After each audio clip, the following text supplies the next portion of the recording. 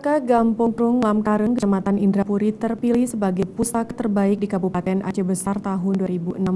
Sedangkan juara 2, 3, dan 4, dan 5 masing-masing dari Pustaka Gampung Lambira, Kecamatan Sukamakmur, Gampung Rehat Tuha, Kecamatan Sukamakmur, Gampung He, Kecamatan Indrapuri, dan Gampung Lampaku, Kecamatan Kuta Cotgeli.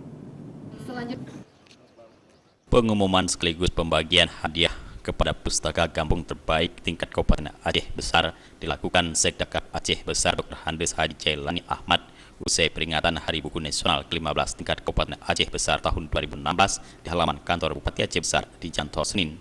Dalam kesempatan ini juga diserahkan hadiah kepada peminjam buku terbanyak di kantor arsip dan perpustakaan Aceh Besar tahun 2016.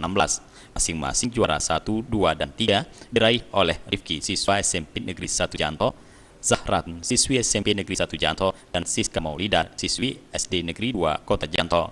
Dalam kesempatan ini, Sekdakap Aceh Besar mengemukakan di Indonesia, Kabupaten Aceh Besar merupakan pelopor pelaksanaan kegiatan penilaian pustaka terbaik tingkat kampung, desa setiap tahun, dan sekarang telah diikuti oleh tingkat provinsi dan nasional. Untuk itu, pada para pemenang Pemkab Aceh Besar menyampaikan selamat dan diharapkan prestasi tersebut dapat terus ditingkatkan lagi di tahun-tahun mendatang. Hari buku ini tubuhnya minat baca, dan membaca ini sangat butuhkan. Dan sumber daya manusia itu diperlukan baca buku yang banyak. Menyediakan buku akan menempatkan buku-buku di baik perusahaan sekolah, perusahaan pesantren, perusahaan masjid, bahkan di Kabupaten Aceh Besar sendiri. Jailani Ahmad menyatakan dalam rangka meningkatkan SDM, buku merupakan sarana penentu dan penggali untuk mengkaji ilmu pengetahuan dalam berbagai aspek.